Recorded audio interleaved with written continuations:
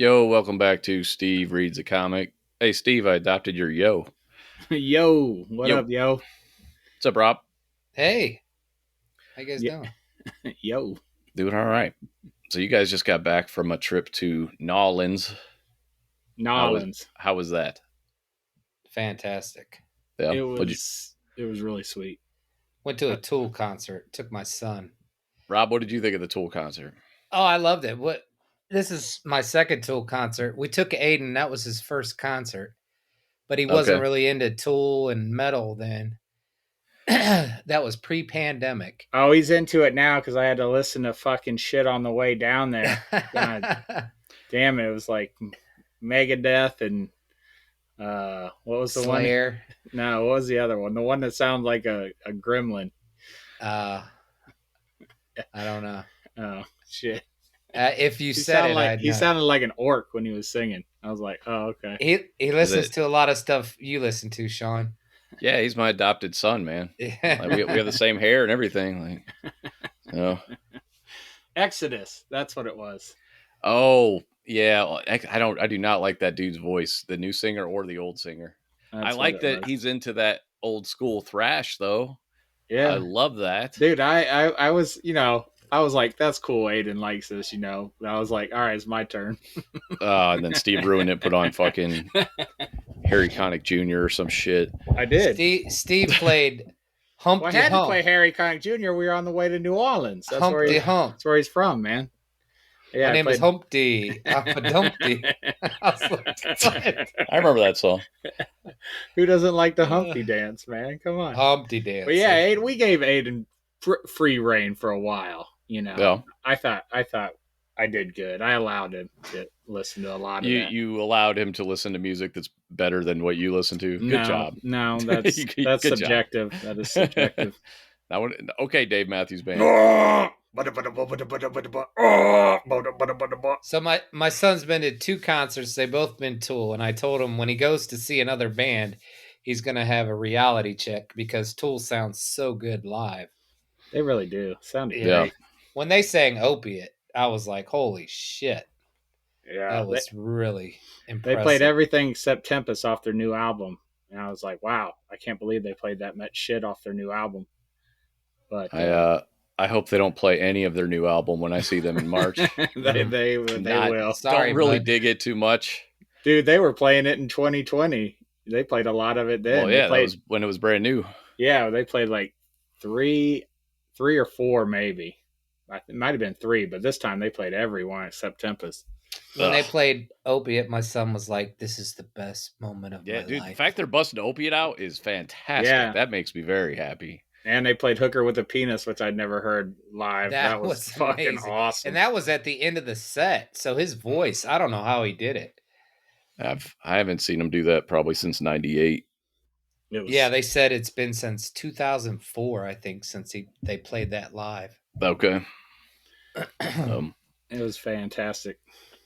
And then I'm New Orleans, excited New to Orleans go. was sweet. Yeah, I've never been to Nolans. You going with Logan and Mason or just Logan? Just Logan. Mason's not into music. Yeah. But that's Logan's favorite band is Tool. He loves the new album. He loves all their stuff. And it's the day after his birthday. Oh, that's awesome. So I was pretty much obligated to get tickets. Yeah. Oh yeah, he's gonna be stoked. He's gonna love that, man. New Orleans was fun. Architecture was really cool. Lots of good food. We really ate good.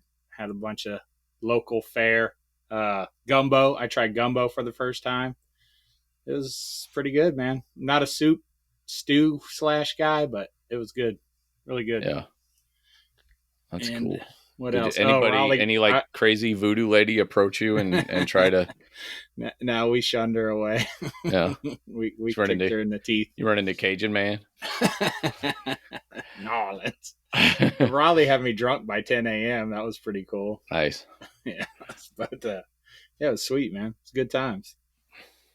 I wish I could do that all the time. I was like, is this what rich people do? They just do whatever they want. That's right. Travel. Yeah, it's pretty awesome.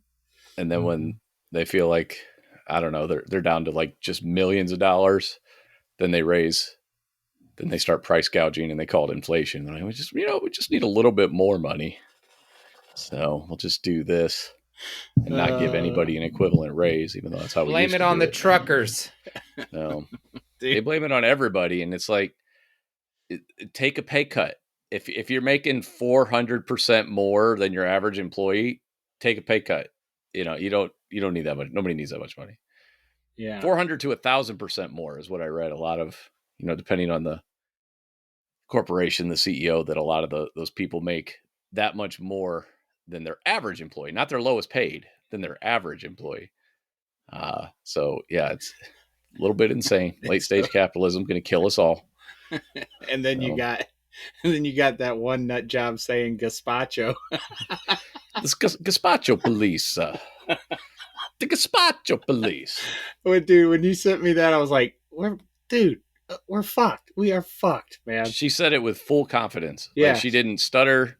She was like Nancy Pelosi and her gazpacho police. And immediately everybody, I'm pretty sure, thought of the same thing, which was like, no soup for you.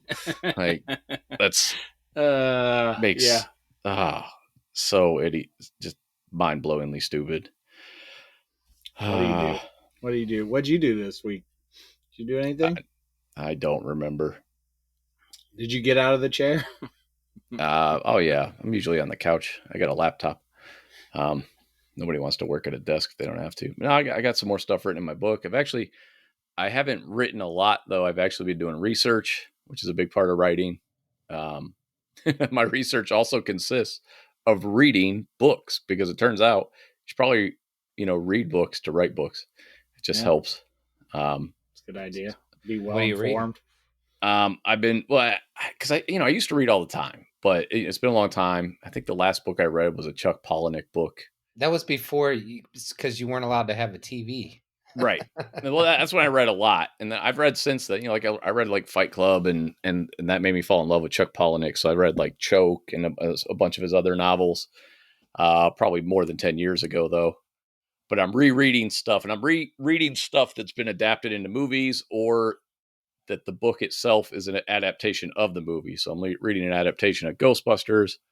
I'm rereading Jurassic Park. I read that back when it came out. Back when I always wanted to read that. I never did. Yeah. So yeah, I remember reading it when the movie came out. And I really liked it. And I can't remember what else. I think I read The Lost World too, what the second movie was based on. I read Timeline. Yeah, by him. Okay.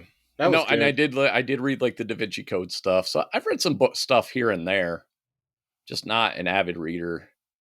And man, it's weird, in my old age, I get bored so much quicker than I used to.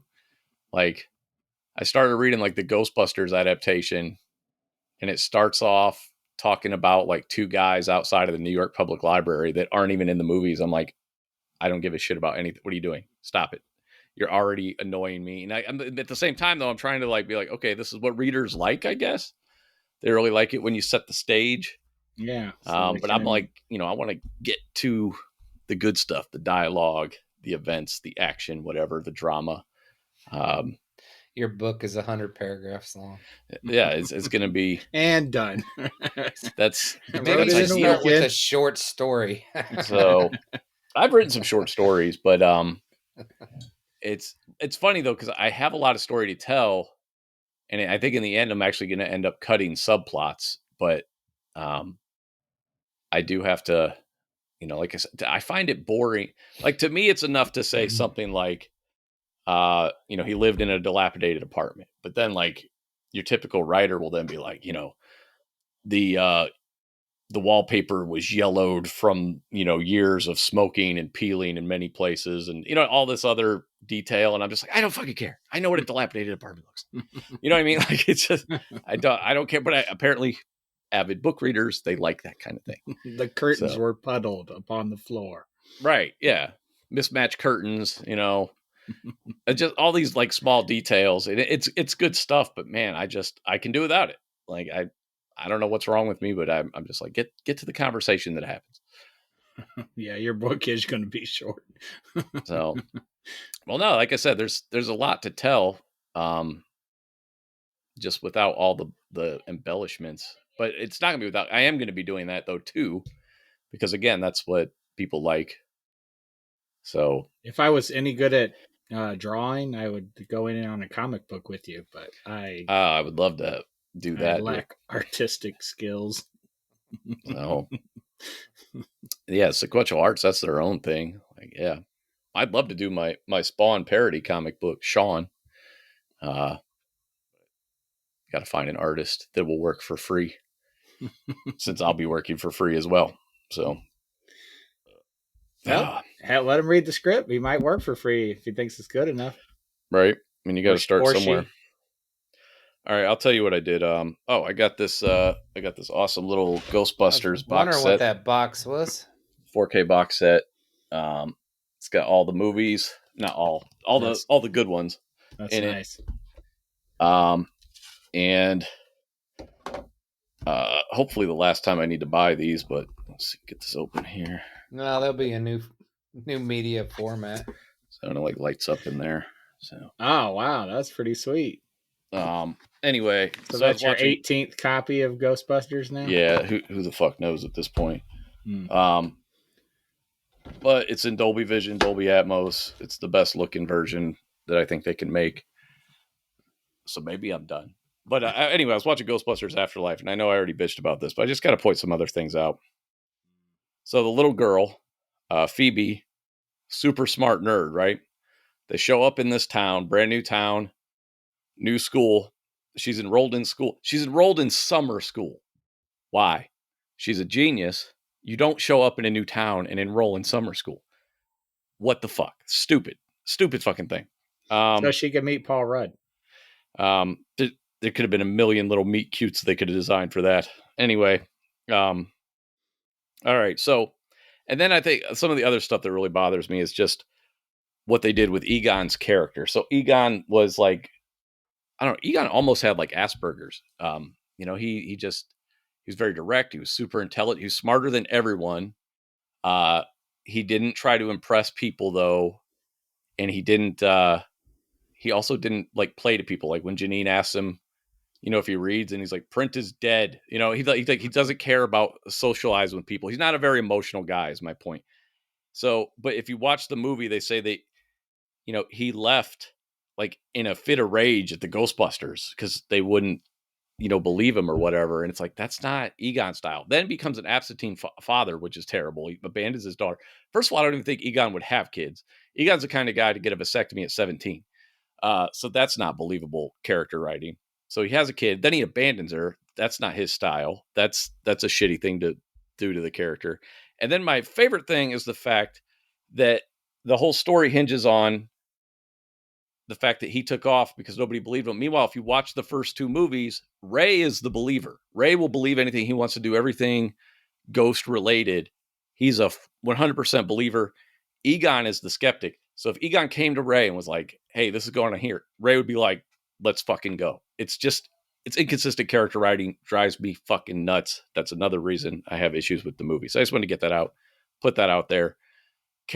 Attention to character details are important when you have these established characters that have these traits that are very obvious and displayed in the first two movies of who each one of these people is. Again, Ray, hardcore believer in paranormal, man. He's just excited and giddy at the opportunity to maybe see anything. Time changes people, though. Oh, shut the fuck up. It's called character. Like, you haven't changed at all. Like, I think I have. You have not changed at all. Rob has not changed at all. I've not changed at all. I'm still angry. I'm still immature. Like, Rob's been an old man his whole life. Like, no, that's bullshit. I've totally changed. I started drinking less. People don't change that drastically. Ray doesn't become a skeptic and Egon becomes an emotional asshole. Like that's just stupid. Don't defend garbage writing. Hollywood could make more money. So, well, again though, there's a million ways to write these stories. Like you don't have to. Like I don't know why that's the idea they went with. And again, if you go to the Ghostbusters video game, which is actually the third movie, it feels like the original Ghostbusters. Egon is Egon, Ray is Ray. Everybody's playing their parts and they sound and act the way you remember those characters acting. So it's weird for everything to just flip flop. And it wasn't good. That's why it didn't resonate with me. Well, you think they got the right guy though. If it was going to be right, you think, you would think someone related to. the original. But again, I think he was so close to Harold Ramis that like he couldn't see past. He was just trying so hard to make it about Harold Ramis, and I think that was a mistake. Like we all love Harold Ramis. Everybody loves Harold Ramis. You didn't need to make a movie about Harold Ramis, though. You know, it's not a Harold Ramis documentary. It's Ghostbusters 3. But all right, just want to get that off my chest. Again, character details are very important when people have like these huge 2 weeks leaps. of pent-up rage over that. Yes. Ghostbusters Afterlife. All right. Did everybody watch Boba Fett? I watched Yellow Jackets. All of it? Yeah. Oh, did you? I loved it. How good is that show? It's great. I don't have great, Showtime. I'll give you my password, bro. You can watch it anytime you want. I really enjoyed it. It was creepy. It was I never thought I'd see a simultaneous baptism and abortion at the same time. I was like, okay. Dude, you know what I liked about it, and the contrast it directly with Boba Fett is they're doing the dual storylines, the past and the present, but you need to know both those things, and you care about what happened in the past, unlike Boba Fett, where you're just like, I don't really need to see this. Yeah, and then some of the girls, you know, obviously are in the present, so you're like, what happened? What happened? Right. It's like, where's this one? Where's that one? I don't want to spoil much because I want Rob to watch it. I think Rob would really like it. Actually, it's really good. It's really very good. Please watch Yellow Jackets. It's on Showtime.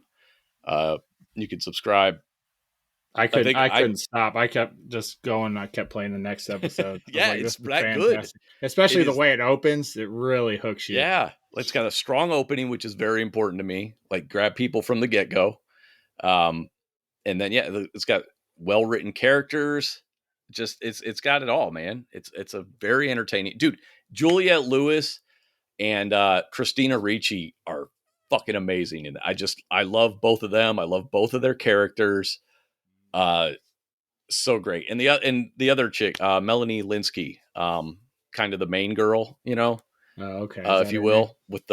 with the husband and the daughter. Mm-hmm. I've never seen her in anything else, but everybody's great, but Juliette Lewis, Christina Ricci, just like really nailing these kind of, Christina Ricci's characters so awesome. Right. So awesome. There's a lot of twists in that too. Like I'm like, oh, I fucking totally didn't see that coming. Dude, the biggest thing to me wasn't the reveal at the end. I was actually kind of anticipating that because I kept asking, like, well, where's that one girl? Where's that one girl? But the reveal to me, without trying to spoil anything, was with the husband and her. You know. Oh yeah. Like I was like, what? Did not see that coming at all. Yeah. Fucking brilliant. There's a great line, and when Rob watches it, I'll tell you guys again. But it made me laugh so fucking hard. And yeah, the relationship between those two was interesting. It was like, wow, right. I didn't see it going. Because you thought you had it all sussed out, right? Mm-hmm. Yeah, multiple times. Yeah, yeah. You're like, you know exactly what's going on. Yeah, no, you don't. So I definitely recommend that. I did not see a lot of things coming, unlike Boba Fett. Boba Fett. All right, let's do Boba Fett. Boba Fett. Did you see they added that at the end? Yeah, they added his name in the song. No, are you serious? Oh yeah, you didn't listen to it? Yeah. I'm not trying to hang around with that show any longer than I fucking have to. Oh my god, dude! Me and the kids are like Fett, Boba Fett. Oh my god, I skip right the fuck out of that show. So we got 2 episodes of that. What'd you think of the episode before the finale? All right, I have notes. Oh nice. My god, I have notes from last week. All right, so my first note is fuck the monastic celibate Jedi Order. I do not like them anymore. I don't want to see any more of them. They're fucking idiots and assholes. I don't want to see any more of Luke. I don't like. I was excited at first, and dude, I gotta give props. He looked amazing. Didn't he look way better than he did in Mandalorian? Like he looked good in Mandalorian. Yeah. Compared to Rogue One. What they did was like spot on. I'm like, this is scary because I was like, they have mastered this deep fake technology to the point that is Mark Hamill for all intents and purposes. Yeah. That's fucking him, man. But yeah, the whole him teaching Grogu and then making him decide between the cuirass and the lightsaber was like, I was just like, that's so fucked up. Like, you're so into this Jedi Order shit that you can't see that maybe he could have a little of both in his life, you know? Mm. But and that whole thing when Ahsoka's talking with Din Djarin about isolation and how, you know, he's like, well, the whole thing with Mandalorians is, you know, your tribe or whatever, however he put it. And it's like, yeah, that makes a lot more sense than this whole live alone. And all I could think about is the Catholic Church. I'm like, look what happens. Look what happens. You take this vow, you start touching kids.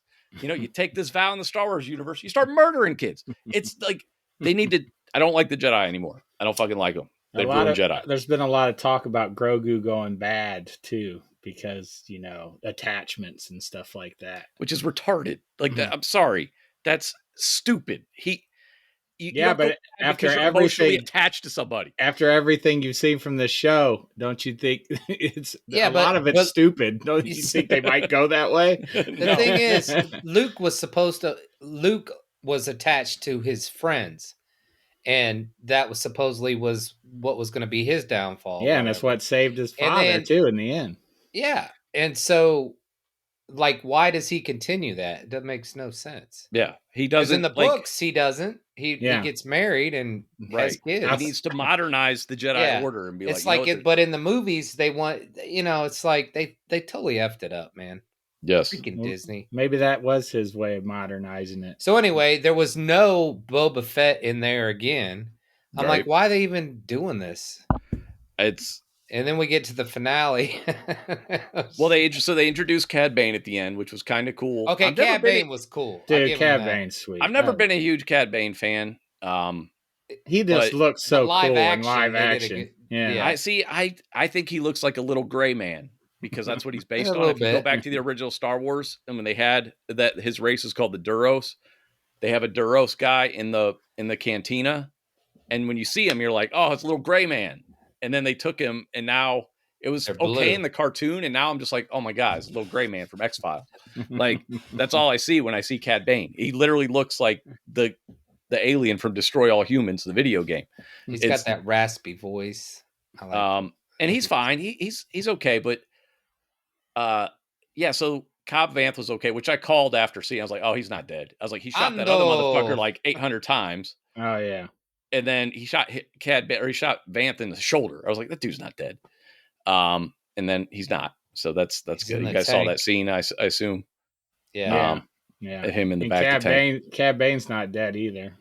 You don't think he's dead? Not? No. His thing was stabbed in the heart with a giant. Dude, his thing was still beeping at the end. Plus, he had like his larynx removed or his windpipe where he got stabbed. He had it removed or something, so he couldn't get force choked. That's why it would be really lame if they didn't let Boba Fett kill Cad Bane. Because I don't know if you guys know this, but there's from episodes of Clone Wars that were never like fully finished, there was a big Western shootout between Cad Bane and Boba Fett, and it was set back then though, so it was actually going to explain like the dent in Boba Fett's helmet. He was going to get it from Cad Bane. Oh. So the fact when they went up to do like their gunslinger draw thing,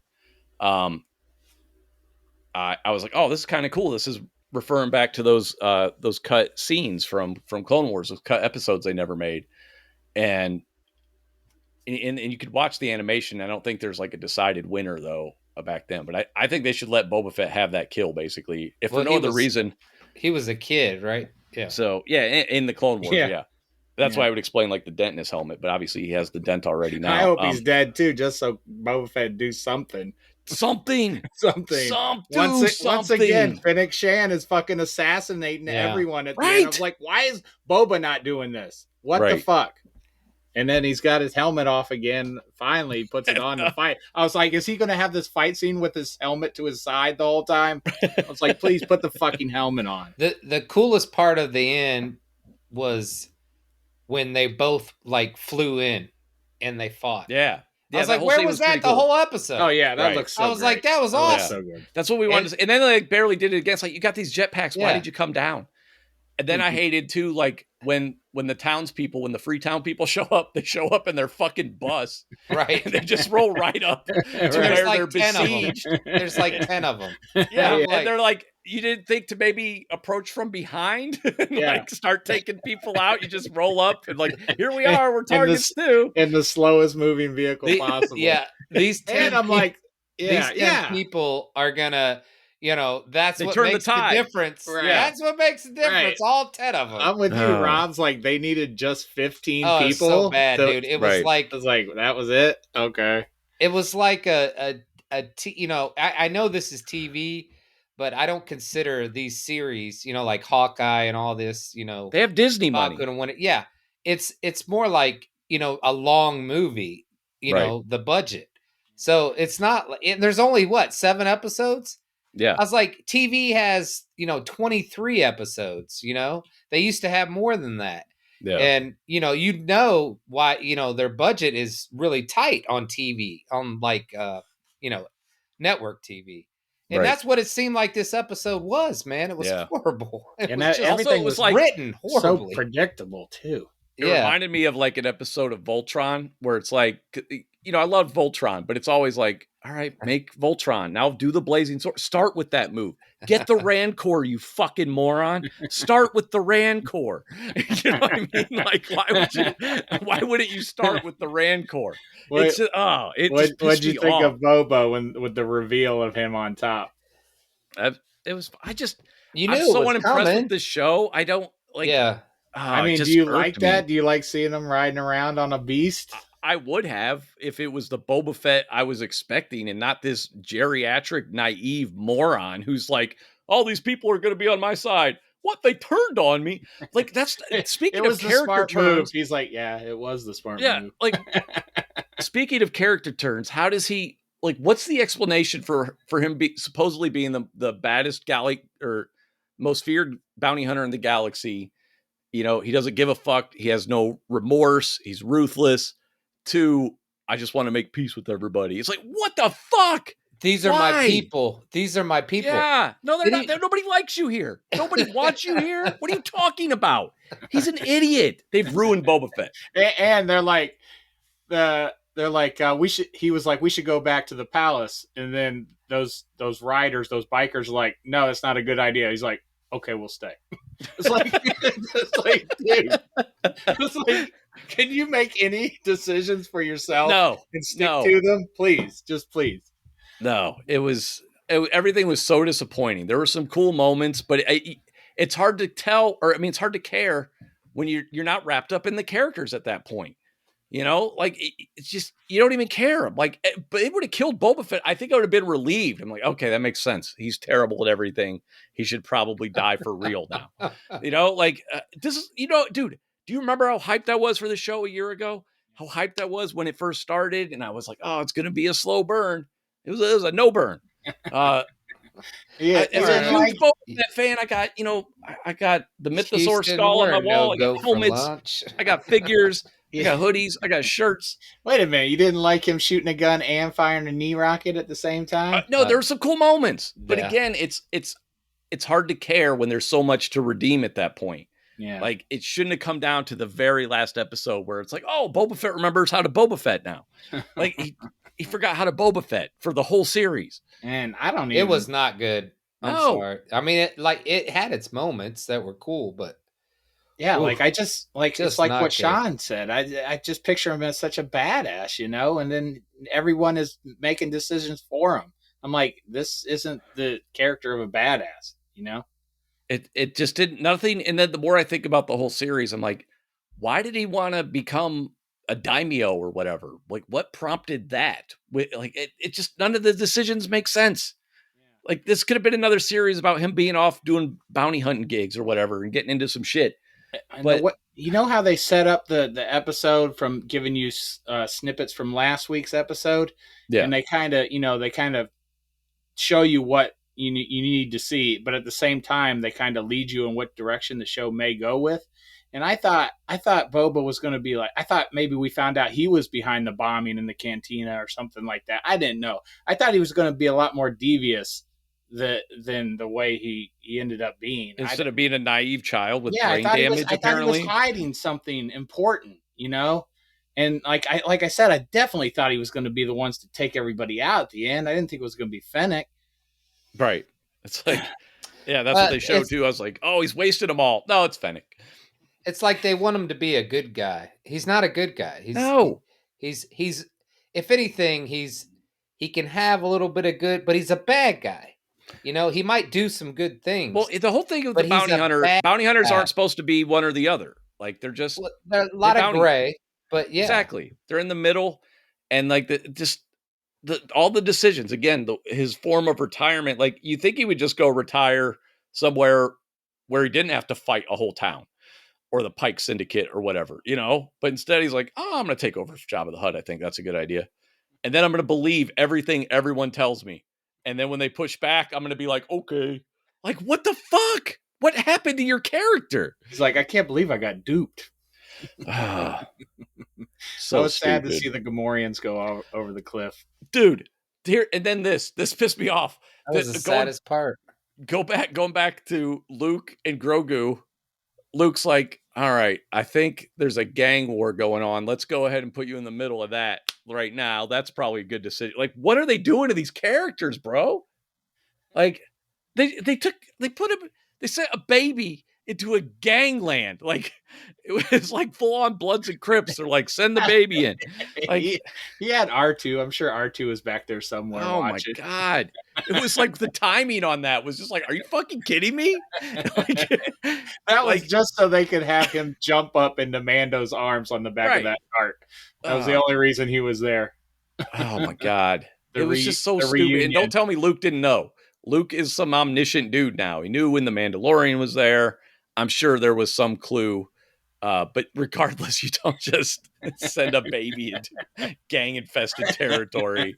Like, oh, it was so fucking stupid. It's just stupid. Like, what happened? What the fuck happened to this show? Like with Chrysanthemum, like, he was hobbling the whole way. I was like, could someone get to him sooner? Like, they're just watching. Getting him shot. Finally, when he's like 3 feet from the fucking ship or the whatever that vehicle was, yeah, Boba's like, the bus. Boba's like, cover me. I was like, dude, he's almost there now. Yeah, like, dude, that whole time too, I'm like, they're not covering. They weren't even covering him. They're just watching him. Like, oh, look at this shit. Right. There's a big Wookiee motherfucker. Everybody stop shooting. Like, what are you like? Again, like Rob was saying, low budget TV, man. This was some low budget TV nonsense. Agreed. It didn't make sense. I thought that Darksaber would be able to penetrate that shield too. You know, like Qui-Gon did when he shoved it straight into the door. I was like, you gotta shove it straight in, man. You know, you kind of do it slower or something. I also like too, like they didn't shoot those things before they put their shields up. They never stopped shooting them, even though it was like pointless. Right. And then when he had the Darksaber, he cut the thing off the one, and then instead of cutting the other arm off, he just goes for some random damage and gets tossed. I'm like, oh my God. Like, dude, the scene with what's the biker chick's name? Drash or I forget it. Whatever her name chick from Yellow Jackets. Yeah. But she's like, all right, hold it down. I'm gonna go up here at the top. I'm like, why? So you can shoot and nothing happened from the top? Like, what's the fucking point? Like the Rancor came in and, you know, destroyed it, but like she wasn't doing anything, you know? It was so poorly choreographed. I was this show just rushed? That's the only thing I could think is they just rushed this shit. Like it was like a last minute decision. Like we should do a Boba Fett show. Oh shit, let's do a credit scene at the end of Mandalorian and start filming that. You know, like it was just rushed out. So bad. I noticed when Fennec got on the racer or whatever, the bike, it looked like a bike, you know, it looked like it's supposed to look. It took off like really fast. Yeah, it moved. And then when they showed their scooters again, they were like real slow. I was cracking up. I was like, why can't they get that right? I was like, they just did it proper, right? And then now they can't do it again. I was just like, oh my God. Those other ones are like the Vespas, and the other, the one. Yes. Well, you know, they don't have money for water, so I guess they couldn't afford an upgrade. One dude fell off his bike. He was going so fast, he fell off.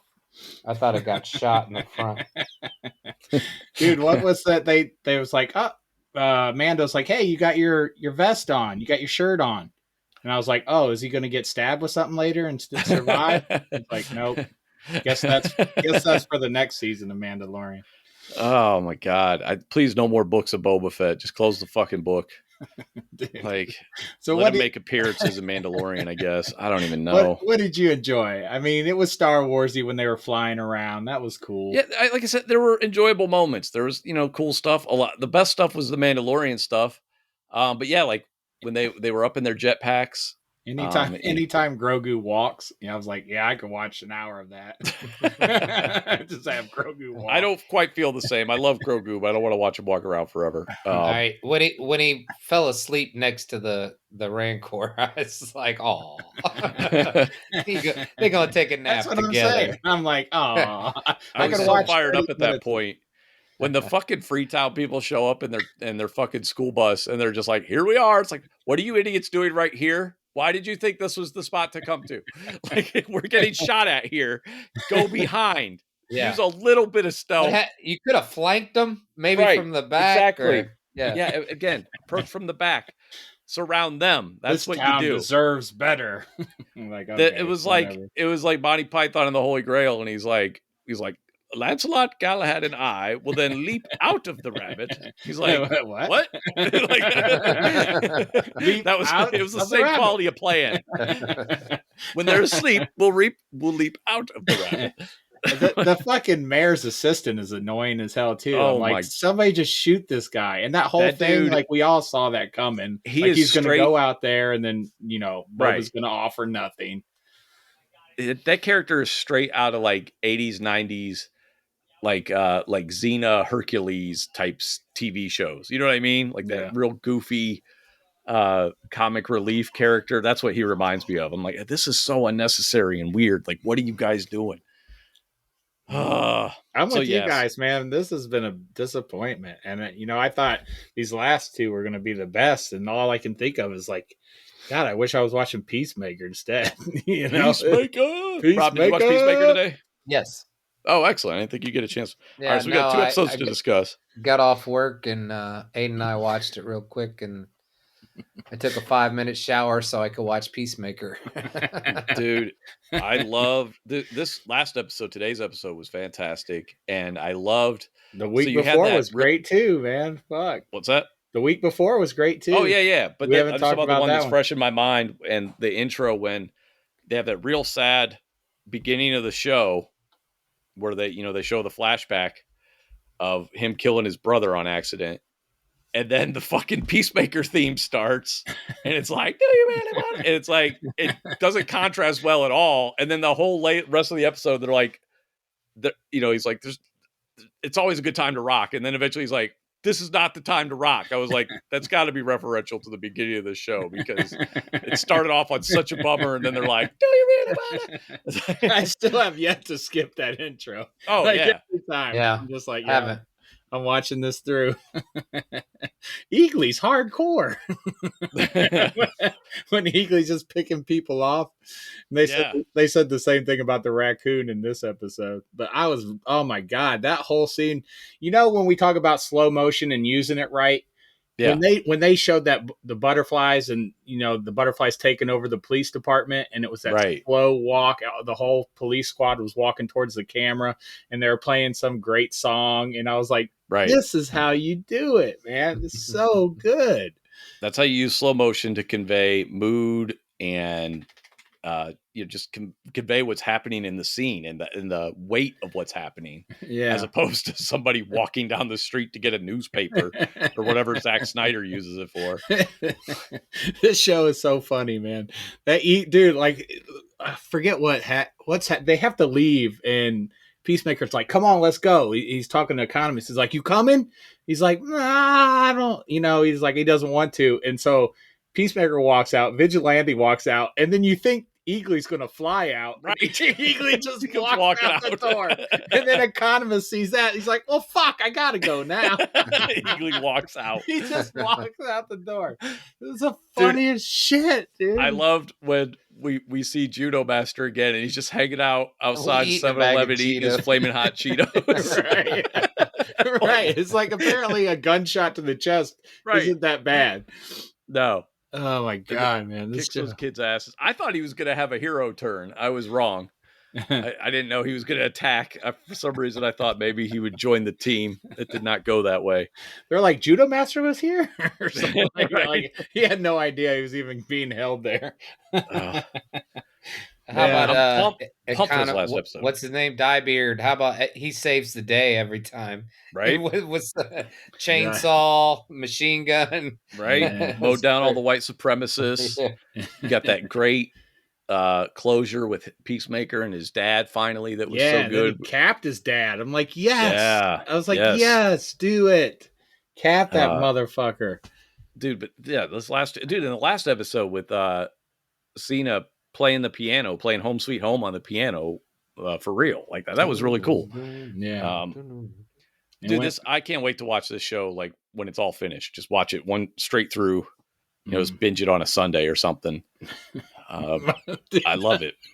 Fucking when Eagly's just attacking everybody in the woods and they're just running through. Vigilante's like, Eagly's hardcore. I can't stop laughing at that, man. It's so funny.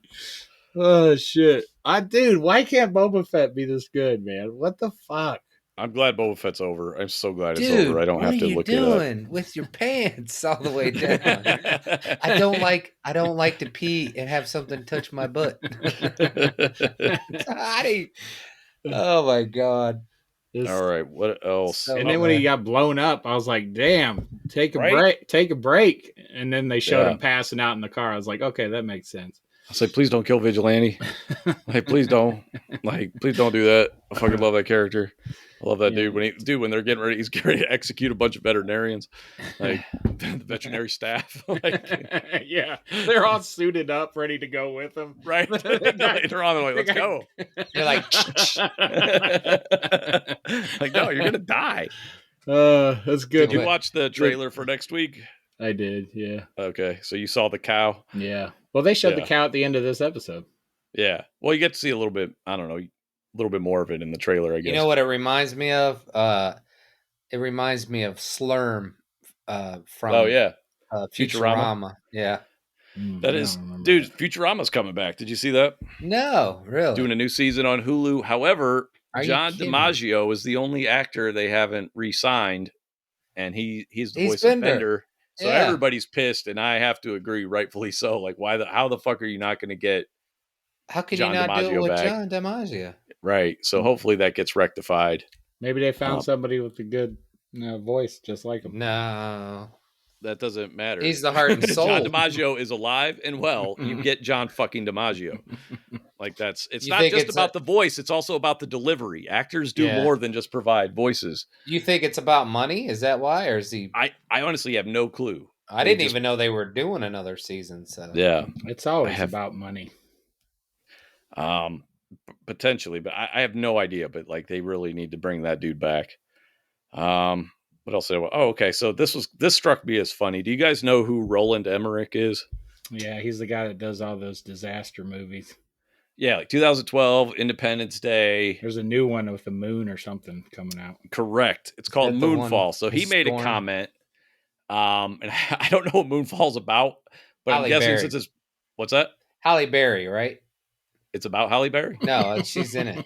Okay. Is that the one? I honestly, I don't know anything about it. I don't know. Okay. This is what I assume it's about the moon falling onto Earth because that's the kind of movies this guy does. Yeah. And he would just call the movie that because he's a moron. And his movies are terrible. Anyway, so I guess there was a quote like a week ago when he was doing press for Moonfall where he said that comic book movies are ruining movies. And that just made me laugh. I love when people bust that out, like old directors or people whose movies aren't doing so well anymore. Like Scorsese. So what's that? Like Scorsese. Right. And I love Scorsese though. It's just an old man thing. It's just how it is. You rag on the younger generation because you're jealous or whatever.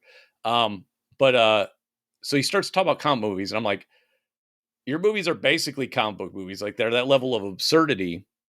And he's talking about how, they're pushing everything out, I guess. And it's so his movie opened last weekend and it's a big budget movie, like $150 million budget or something, right? It opened at number 2. Guess what number 1 was against Spider-Man. Moonfall? You would think that's a reasonable thing to think. However, Encanto. it was a little $10 million movie called Jackass. So he's talking shit about comic book movies. You can't beat the movie where they electrocute balls. You know what I mean? Like, I don't think comic book movies are your problem, sir. So I just love that. I love that Jackass beat this giant epic piece of shit that he keeps getting funding for. I think the only movies of his I liked Universal Soldier. It wasn't great, but I liked it at the time. It was like 92. Doesn't he know his movies are bad though? No, he's like Zack Snyder. We're the problem. It's not him.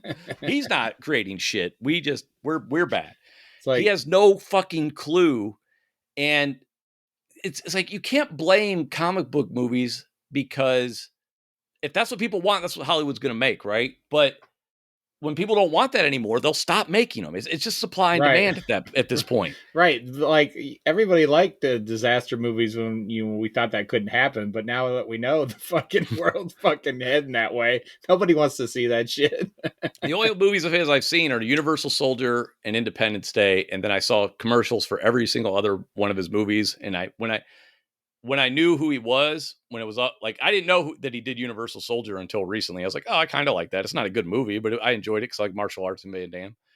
But I hated Independence Day with a passion. The first time I saw it, I was like, this is the dumbest piece of shit I've ever seen at the time.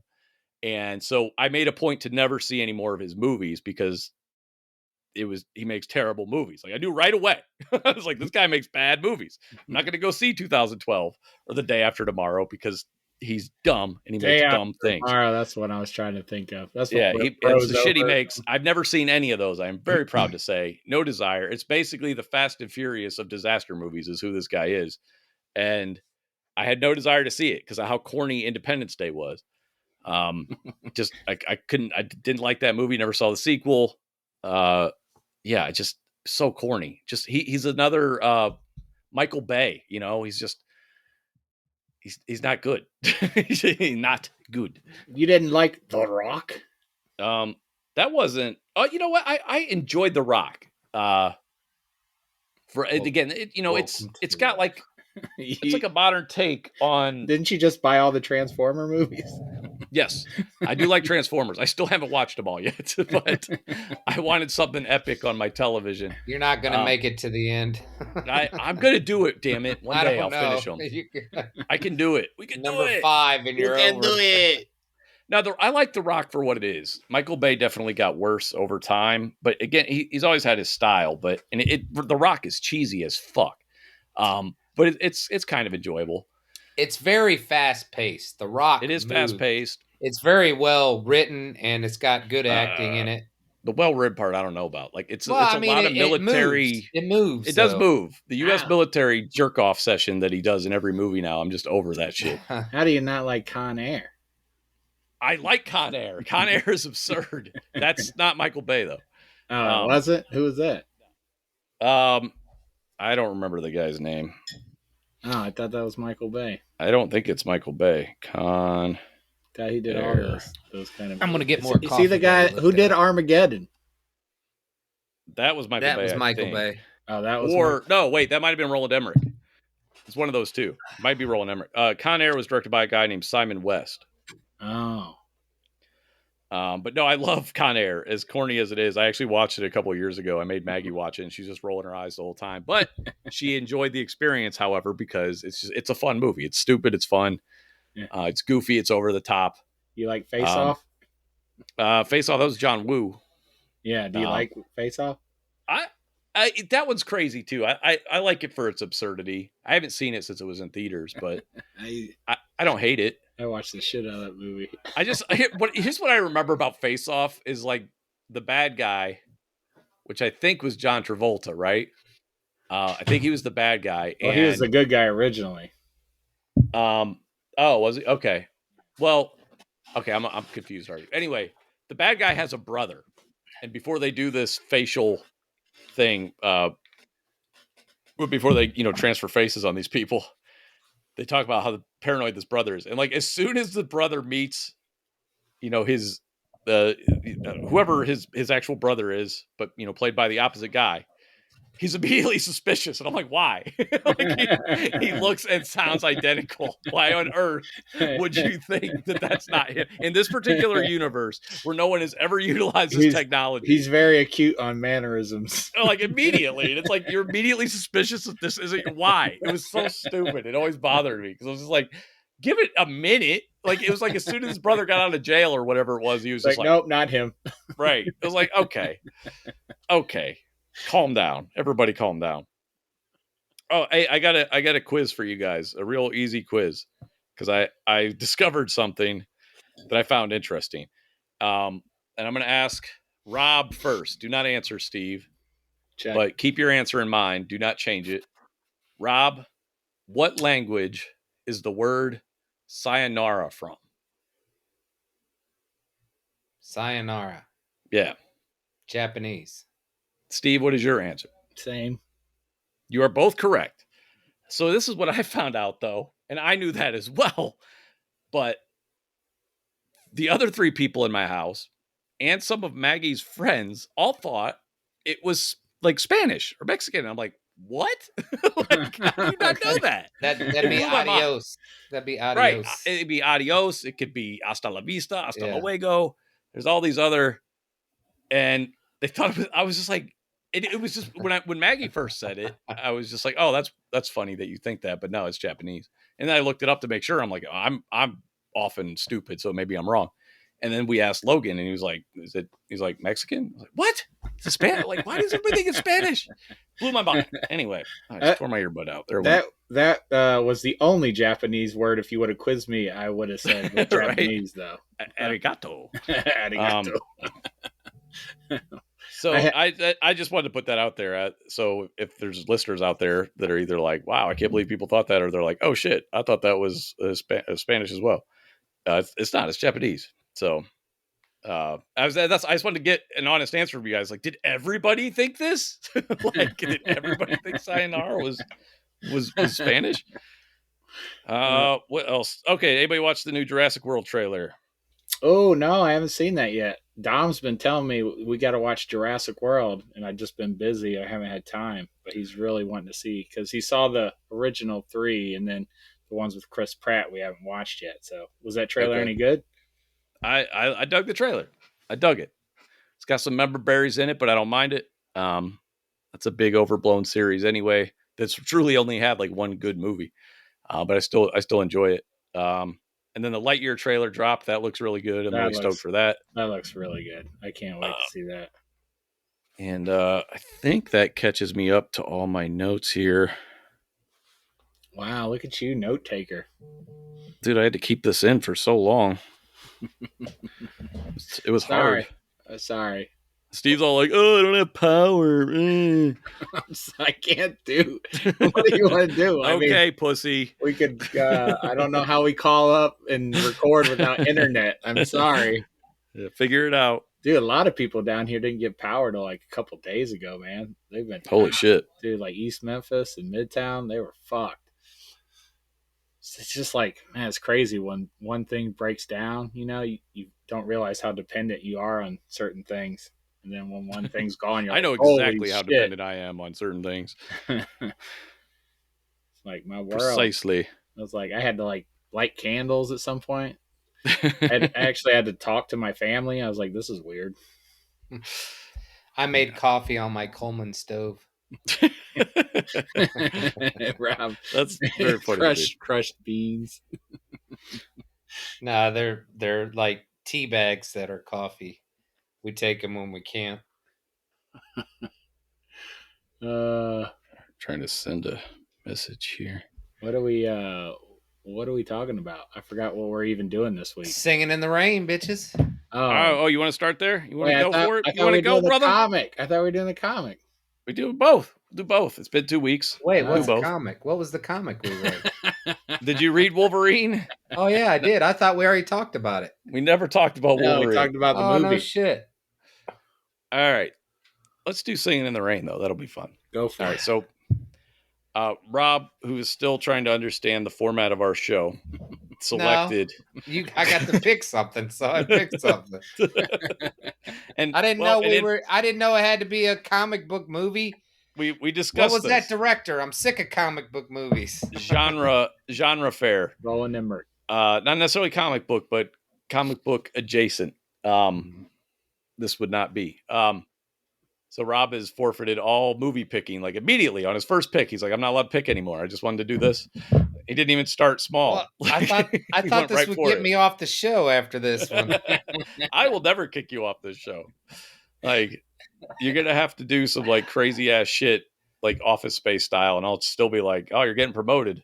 Hey, now Rob reads a comic. Hey, that's funny you said that, because like when Kristen, I was like, we can't do it till later. So Kristen and them got home from karate, and she's like, man, you guys still haven't started the podcast? And I was like, yeah, Rob, he pushed it back. She was like, is he trying to like keep pushing it back so eventually you guys will quit doing it and he can get out of it? I was like, I don't know. That's a good question. My evil plan. You will never destroy this show. So, all right. So, Singin in the Rain, 1952, directed by some white guy, I'm sure. Directed by Gene Kelly and Stanley Donen. Stan Lee, that's comic related. They not only directed it, they also co-choreographed it. All right, let me write these names down so I can remember to. So it stars Gene Kelly, Donald O'Connor, and Debbie Reynolds. So let's go into why you picked this movie. What do you like about this movie? When were you introduced to this movie? How many times do you watch this movie? Those kind of things. I probably watch it 3 times a year. Is it on TBS, or do you like put it on intentionally? I put it on now that I see it's on HBO Max. I have the DVD, but who uses those anymore? Yeah.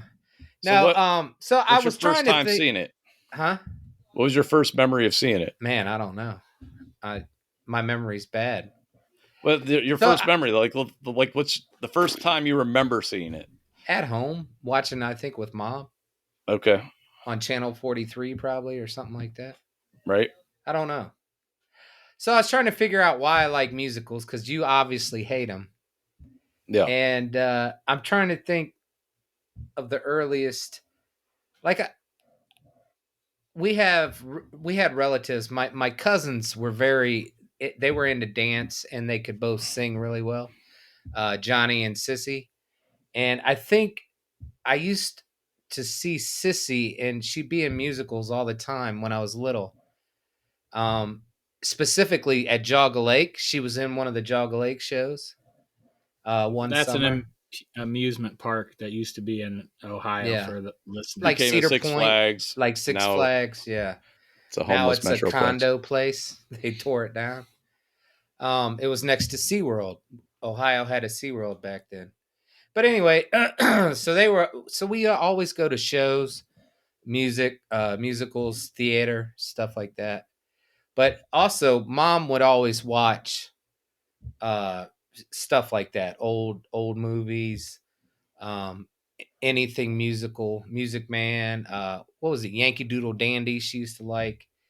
And then Dad would make me watch horror films with them. So I guess I went from one side to the other with my parents. The songs I sing every morning. There's a song called "Good Morning" in Singin in the Rain, and it's in my head every time I wake up in the morning. I used to sing it to my kids, but now my kids basically just say "fuck you." They would say that to me every morning. They're like the worst, grumpiest people in the morning. I am a happy person in the morning, and the rest of my family hates me in the morning. You should set that song as one of your alarms. Like, just have it go off. No, it's not. No, it's in my head. Yeah, I'm saying you should do that just to fuck with everybody. In the house. Because they would throw alarm something clock at me one night. And All right, so this, of course, begs the question, why did you want me to watch this movie? Because you never watch musicals. So I want to hear your critique of the film. So I thought, you say you don't enjoy musicals, but this is making you sit down and watch one. And you actually think I've never watched a musical? Have you not heard me complain about? I wanted to see what you thought about it in your old age. So me growing up, My mom, that generation just loved musicals. So I grew up on Music Man, Sound of Music, Oklahoma, Singing in the Rain, and probably some other ones I can't think of off the top of my head. And the ones she watched a lot that I remember seeing a lot were Music Man and Sound of Music. And I think at the time I was just indifferent. I didn't enjoy them. I didn't hate them. They just seemed like old people movies. And it was nice to watch TV at some point when we didn't have TV. I remember, going to that dude from church's house. And he'd always put that stuff on. It was just nice to watch something. So I didn't hate musicals at the time. I don't know. Like I said, I kind of blame the fact, maybe it's the fact that, over time I grew to hate my mom and the things she loved. So I hated musicals. That doesn't apply to everything. I don't know if that's the case. But just as I got older, it just seemed really stupid, like to have singing and dancing in the middle of your story. I didn't go to any live performances. So that might've made a difference if I got to see people do it live when I was younger. So, and obviously musicals are, pretty much adaptations of stage plays or kind of evolved from stage plays, I'm guessing, without doing any actual research. It just seems like it.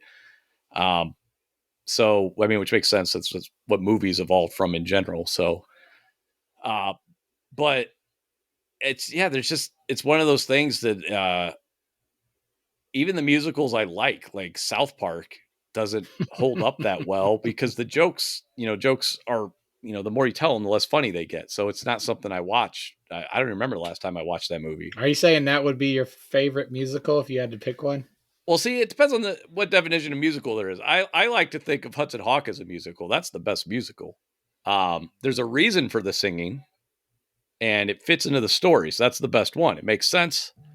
It's funny.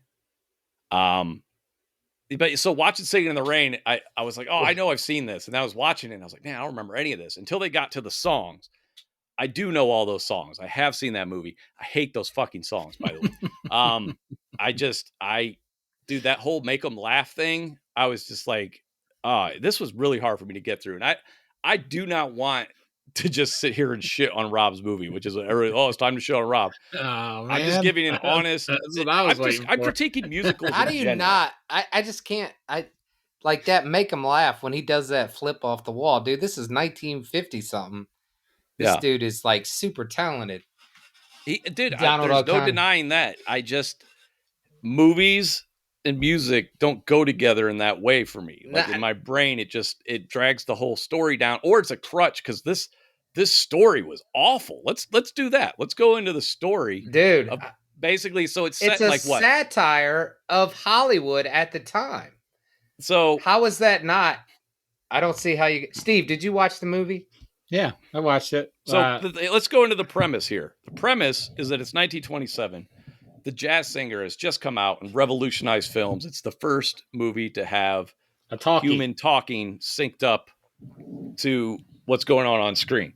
So Hollywood's in a state of adjustment, going from silent films to talkies, reluctantly at first. And so the whole premise is that this woman has a horrible voice, which I'm like, wow, that's such a dated premise, because otherwise we wouldn't have had fucking The Nanny with Fran Drescher. But anyway, so it's kind of gross. Steve. It's kind of gross off the rip. That they're just like, this woman sounds horrible, so she can't talk. We can't have her talking. And then basically it's just about trying to this movie studio trying to do their first talkie, everything that goes along with that. And meanwhile, 39-year-old Gene Kelly is trying to bang 19-year-old, what's her name? Debbie Reynolds. So that you got that going on. 20-year gap there. Really fucking gross. Yeah, because that don't happen today. I'm not saying it doesn't. Has it ever been right? It's fucking gross. I didn't know and weird. He was 39 years old. He was actually 39, yeah. Yeah. Wow, he looked a lot younger. So he's trying to plug this young broad, get rid of the chick with the voice he doesn't like. And then there's just, dude. So Logan and Mason have both seen this movie, I discovered. It was part of their film lit class. And they had the same teacher. So the whole weird sequence, the Broadway sequence, do you know what I'm talking about? Where he's like, oh, we're going to insert this into the movie. And then they do this whole dance. Yes. Mm-hmm. Their teacher skipped over that scene. He's like, this scene is just really stupid. So he literally skipped over it for him. The one I hate is the stupid fashion show. Like, I'm just like, that's terrible as well. Yes. That one's bad. I got to admit. That Broadway one is way too long. Okay, so a little bit about this movie. They actually, all the songs had already existed in the MGM vault. So what they wanted to do was they wanted to pull out these songs. They just wanted to use some of the old songs that they had that MGM had the rights to. So they worked in the songs with the movie. They basically made the movie with the songs, okay? The only original song from that movie that was written for the movie was Moses Supposes.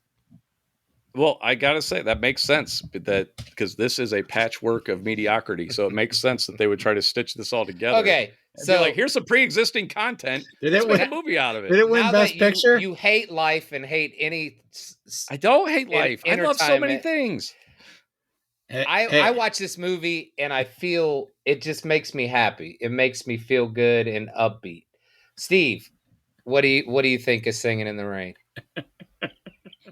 He's just laughing. I just can't believe we're talking about Singin' in the Rain. I know, it's awesome. Hey, Shawn watched it. I'll give him credit. Well, I was born gay, so this is right up my alley. And I hadn't seen it in a long time. The only thing I remember was that red carpet scene in the beginning. And then literally the first 2 minutes of the show. Yeah. I don't know why, but I just remember that. And I remember him smiling like goofily with the microphone. Yeah. And then obviously I remember the Singin' in the Rain part. But yeah, it's been a long time since I saw it. And I sat down and watched it with Brooklyn. Dom didn't want to. He's like, no, I'm cool. I like being Dom said I'm straight. Yeah, he's like, I'm straight. But yeah, me and Brooklyn, I love musicals, man. I really enjoyed it. I didn't know, I forgot all these songs that were in it, and I love watching dancing. I love seeing all those moves. Like Rob was saying, when that dude did the backflip, that's pretty fucking sweet for 1950, you know. And some of the choreography I thought was really cool, and I had a lot of fun with it, even though I hadn't seen it in a long time. But yeah, I'm with Rob. I was singing some songs afterwards. They were stuck in my head. Not that one, though. Not the one Rob sings. I don't like that song. Good Morning. Yeah, but we definitely played Singin' in the Rain a couple of times. I think that's the best song on there, so it makes sense they titled it that. I went into this with a fully open mind, and because I love Rob to death. He's a great person. All week, last week, him and Maggie just shat all over. It was like shit text after shit text. I was like, Jesus Christ. Yeah. I want you to know, I sent the worst ones. Not Steve. only he didn't even have to sent them, his wife was sending them. Well, because she felt punished because she had to watch it. I didn't make her watch it. No, not. But yeah, but she just, I don't know. She was in the room, so she felt obligated. So the first time I put it on, I got a little less than 3 minutes in and I had to turn it off. So I needed some time to process and really get my brain ready for what I was going to see. Like a couple of days later, I put it back on. I think I watched the rest of it in like 2 sittings after that. So if you don't count the first 3 minutes, it was about 2 sittings. And it's weird because like, it's hard to critique a musical because of what it's demonstrating is song and dance. It's not trying to tell a coherent story. At least I hope it wasn't. It's not trying to make compelling characters. It is about showing off dance moves and all that stuff. But I think that was compelling story back then, though. Yeah, I don't think. No. Here's what else I did. Listen. This is what else I did. I went and looked 70 years ago, bro. Listen, 70 fucking years ago. I went and did research. I was like, what else came out in 1952? Surely it wasn't all dog shit, and it wasn't. There was a great Charlie Chaplin movie called Limelight, where it starts off with this young girl trying to kill herself. Charlie Chaplin comes home. Smells and it's really it's funny, but it's like sad. There's a Kurosawa movie that came out that year about a guy with cancer. Like, so I had to go and see. I was like, surely 1952. What this wasn't. Have you watched those movies? Right. So yeah, I watched Limelight. I didn't get it. The Ichiro, I can't remember the name of it, but that was all subtitled. I was like, oh, I'm not in the mood for this. Plus, it was about a guy with like bowel cancer, and I'm like, no thanks. Okay, so and those all sound sad and depressing. So the Limelight this one. Is a movie that makes you want to feel fun. You watch this movie and you feel good. I don't know. I'm happy for you, and that makes sense. That's what they're going for, but it's not for people like me. And I know I'm in the minority here. I know like I'm fighting uphill here, but I'm just all I can do is relate to it how I relate to it. I can't be 100% objective. I don't like the style of music. I don't like dancing. I only kind of dancing I like is moshing, and if you get to hit people, then it's fun. But the actual dancing is just so stupid to me. Like it's so dumb. I don't understand it. It just doesn't click with me. I appreciate that there's a lot of skill, but it's also a really stupid skill. Like, you know what I mean? Like those would be the first people to go if there was a true apocalypse. Like we don't need dancers. But it's so based in reality. But it just doesn't register with me as entertainment. After listening to this, it's like I want to give you my therapist's number. I'm sure I do need therapy, but I don't think it's because I don't like musicals. Does everybody talk like this in the movies back then? Does everybody talk like this? I hate that. The other room back then. I was like, so this all old movies. Like, I'm gonna wrap this up and put Shawn. I just wanted. So I didn't know how. Over the years, it's 70 years old. And I was like, I know I have fond memories of it. I remember the songs. Shawn doesn't. Steve. I do remember the songs. Okay, but I do. You don't like After I saw it, yeah. Yeah, you remember the songs and wanted to kill yourself. So I wanted to kill you. No, yeah, or either way. So Steve, and I was like, well, how do other people feel? Maybe they don't like musicals or whatever. How do critics feel? I don't really give a shit about critics, but I was just curious because especially now, when you read stuff, you could tell that these critics are 20 years old and they haven't seen half the films. You know what I mean? You read an article or something, and you're like, this person hasn't even seen Star Wars or hasn't even seen Citizen Kane or, something. So anyway, I looked it up. It's number 9 all time. And this is all time movies, not musicals. It's number 9 all time for critics picks. It's 26 from all the Oscar winners and all that and Hollywood bigwigs, the CEOs and all that. It's number 26 out of all movies of all time. And it's number 12 when you combine just anybody in the street and Hollywood and critics. It's number 12 of all time movies. So being 70 years old, a lot of people still enjoy this movie, which is crazy. I did not realize that. I thought it would be way down. I love research, Rob. This is an awesome side of you, man. This is great. That was very informative. I enjoy. Yeah, that was much better than you yawning on the podcast. With anything though that was popular. And over time, it becomes more popular. The most That's not always true, though. It kind of is. When I think about Pantera and how they're way more popular now than they were when I loved them, when they existed. I see more of their merchandise. That they're clearly more popular over time. Absence makes the heart grow fonder, whatever. Also, you have more exposure over time. You have parents introducing to their kids. They become parents. They introduce it to their kids. It just makes sense.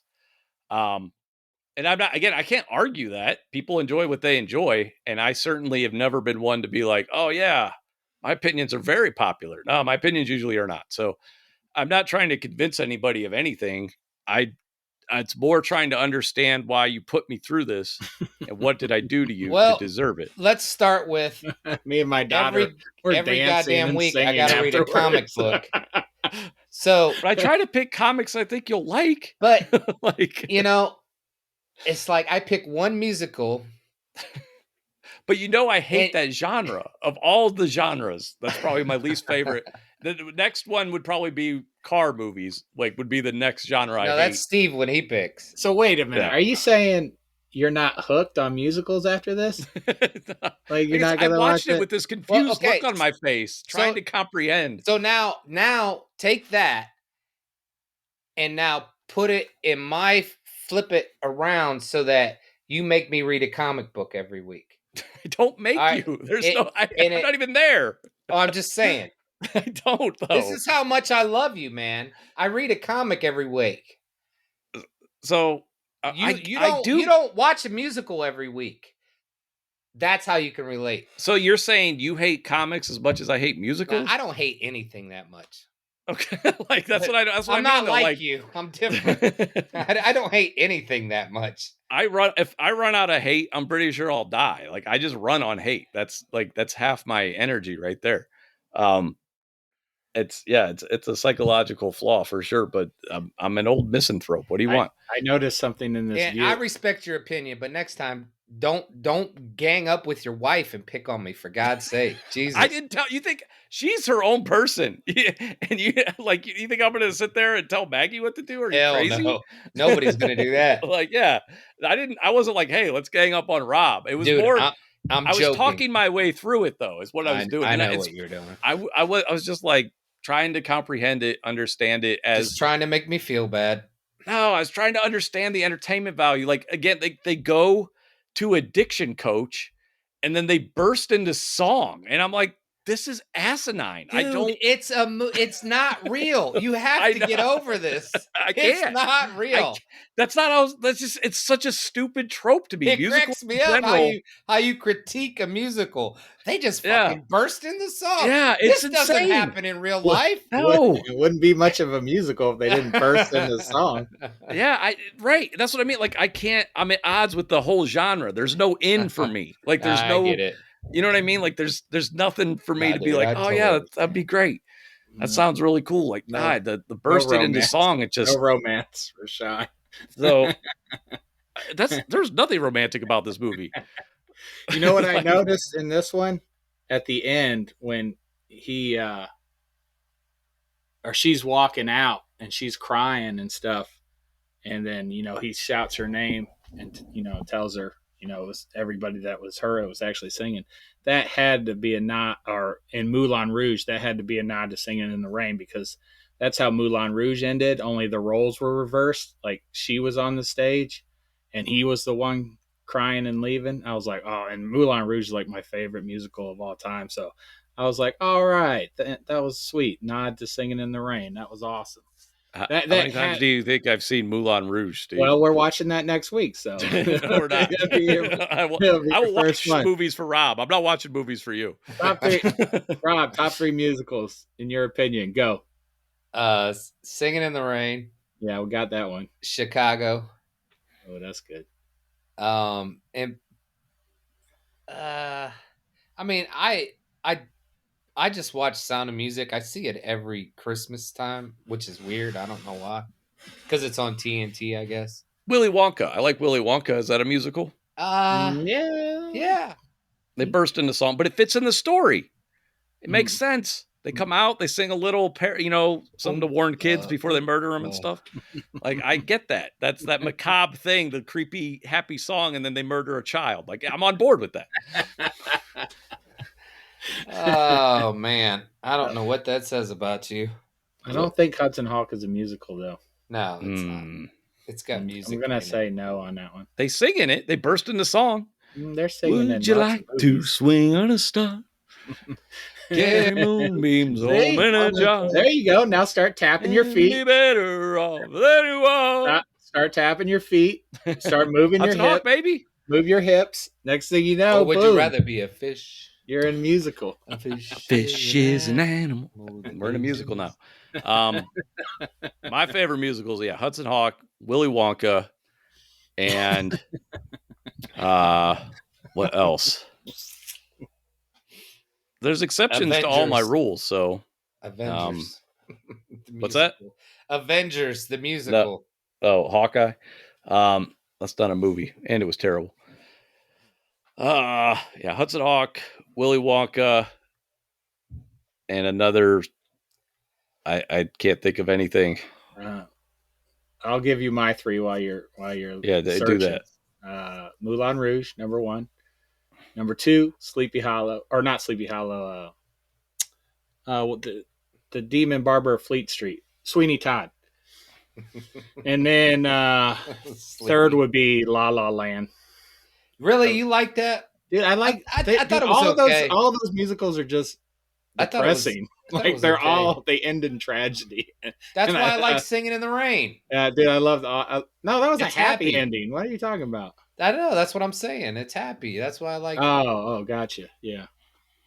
So those are my All right. top three. Did you Yeah, Did you just get put a me down third? for Hudson Hawk and I guess Hudson Hudson Hawk Hawk, and Hudson Willy Hawk. Wonka, South Park. South Park. Those are the so there. Yeah, so you get 3 different flavors of musical Dude, I lovers would here. not have said that you were going to name 3 musicals, even though one's not really. But It's a musical. They sing. that They sing and they dance. They this is start a dancing lot. in the museum. This is a lot more out of Shawn than I thought we were going to get. I'm a team player. That's Good why job. we did it. Get him So, off his. Would you recommend this movie to anyone, Shawn? I would recommend it to people who enjoy musicals and who have been chemically castrated at any point in their life. Lost my earbuds. All right. That's great. Well, good job, No, man. if you enjoyed it, dude, I'm glad you it's made one of those it all movies the way too. through. I thought for sure you were going to be like, no, I never watched it. That's how much I love Rob, man. I knew he would. Oh, he doesn't. How much I love Rob. If he doesn't want to watch them, he won't. That's right. That's why he made Maggie watch it with him. I didn't. Again, I can't. You think I can make her do anything? I did like having a little emotional support though while I watched it. Were you crying? That helped Because you didn't want to watch anymore? Nah, like I said, I just kind of had this befuddled look on my face. I was just like squinting at the TV, and I'm just like, it's just one of those, I just don't get it. Like, and I'm not calling it bad. I just don't get it. I don't get it. I don't get it. You don't get it. You don't like the music. What about that? What's that rock musical with Tom Cruise? I was like, maybe if never saw that. Maybe if the music was different. Yeah, Rock of Ages. Maybe if the music was harder, maybe Shawn. Here's a genuine musical that I tolerate that I think is okay. I'm not a huge fan, but when Maggie puts it on, it doesn't bother me. Rocky Horror Picture Show. Oh so yeah, I can watch that, and I like those songs. That counts. There you go. So yeah, forgot about that one. Maggie's a huge fan of that. But I'm still sticking to my top 3 though: Hudson Hawk, South Park, and I already forgot. Oh, Willy Wonka. Yeah, those are the best musicals out there. 2 are questionable musicals. Hey man, they sing and they dance. It's a musical. Is there like a ratio you have to have of song to talk? I don't know how it works. Like, how does it get defined? No, I don't think so. I thought X3 was going to break out into a musical at the end when they were showing Xavier's grave, and then the camera pulled away, and I was like, "Oh, here comes musical number." But he comes out, at the end. All right, so Wolverine Comic. So the reason I selected this is because it ties directly into the Wolverine movie that I had you guys watch. I swear we already did this episode. We talked about it a little bit. But there was, I wanted you guys to see Silver Samurai. I wanted you guys to see the other characters, Yukio. I forget the other woman's name, his lover, but just the things that were different, things that were the same. I also kind of wanted to see how goofy Wolverine was written back then, and just comics in general. A lot of narration while they're doing things. Hey, every comic, I got to know that he's got adamantium or whatever the hell it is. So let me explain that, because that is something. So in comics back then, they would assume that every month they had new readers. So they would explain who this character was and what he does in every issue. And yes, nowadays, obviously, we have access to all the comics, and they're not on the shelf for only 30 days. They still do it, though. It's just more subtle. Well, now they typically do it like at the beginning. They'll do a recap, but they, like all throughout every issue of Deadpool, you don't have them talking about, hey, and I regenerate my health. And you know what I mean? Like, so yeah, it's not very subtle, but they definitely do that. And it's quaint.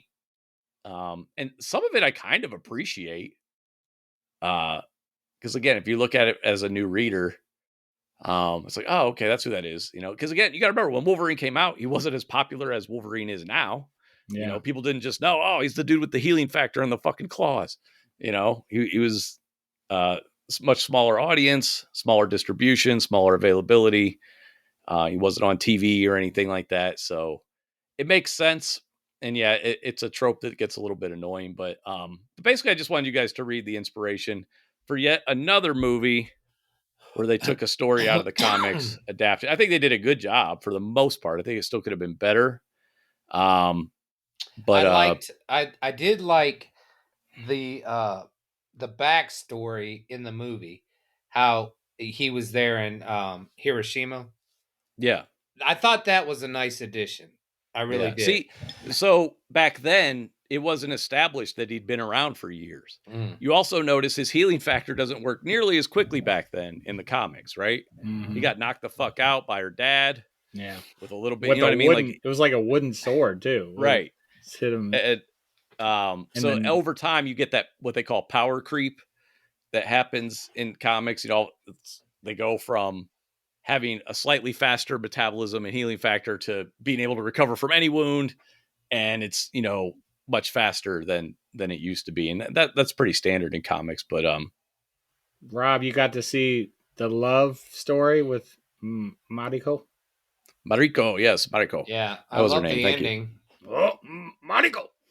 But yeah, so you got to see Silver Samurai, which again they used in the movie. I don't know. I just kind of like to contrast and compare. I don't think this is like some great story, to be honest. It was the first Wolverine solo story. It was the first Wolverine solo comic book, 4-issue limited series. He had been around for about, I don't know, 5 or 6 years at that point. He debuted in Incredible Hulk, 181, 182. I think it was 181.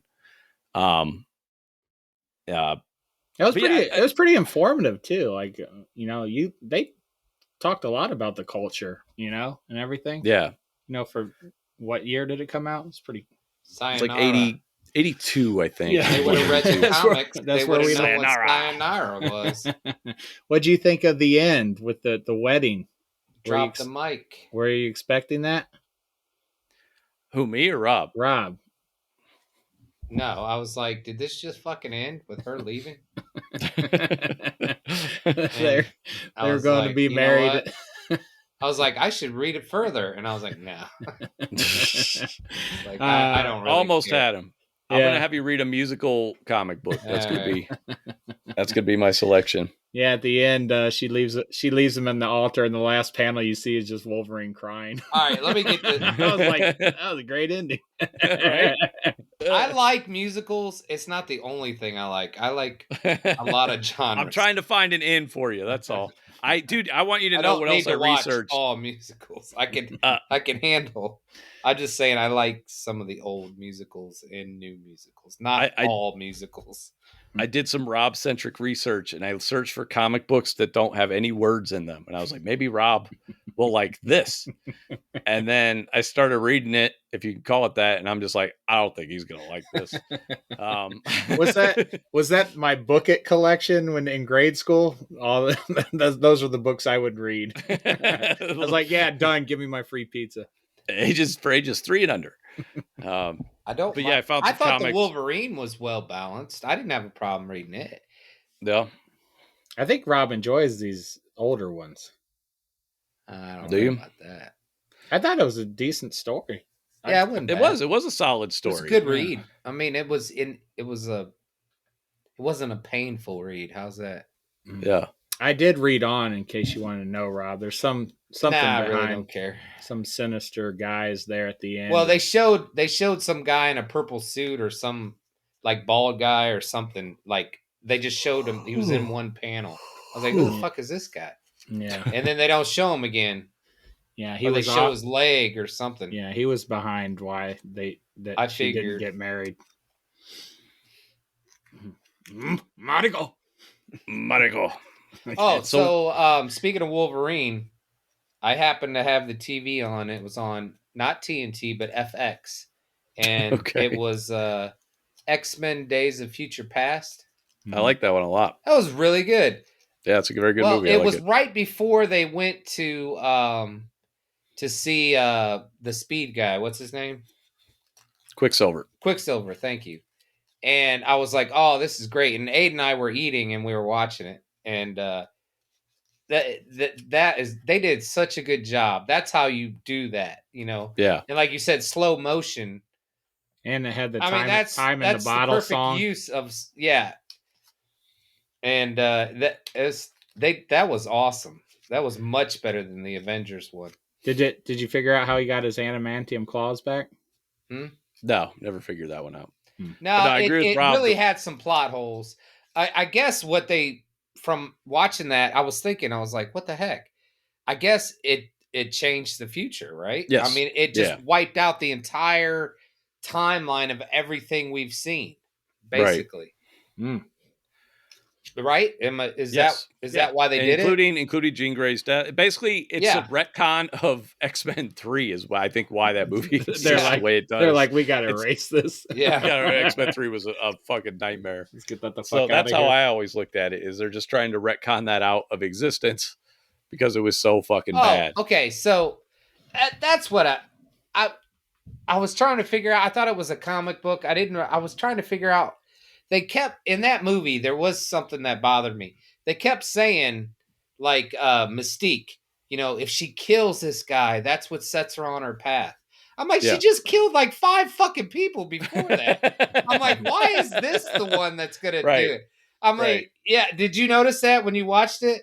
I mean, they did it in Deadpool 2 as well. Yeah, I'm just like, that kid didn't kill anybody, but he's already violent. But yeah, he didn't kill anybody. No. But Mystique was like, she just like choked somebody with her foot and snapped his neck, and I'm like, why? What are you guys talking about? She just killed like 10 people. Yeah, but like a day ago. It's like Hardcore. What she was saying, they were on the other team.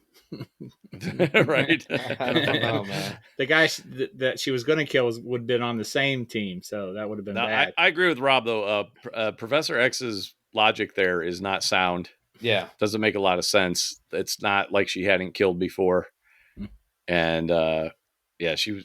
So it was a little strange.